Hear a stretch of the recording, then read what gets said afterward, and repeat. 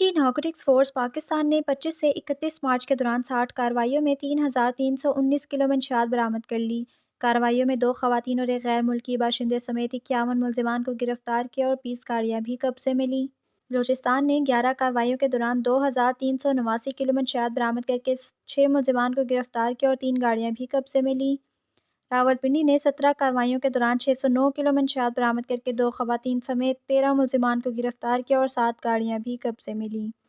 پنجاب نے 13 کارروائیوں کے دوران 186 کلو منشیات برآمد کرکے 14 ملزمان کو گرفتار کیا اور 6 گاڑیاں بھی قبضے میں لیں۔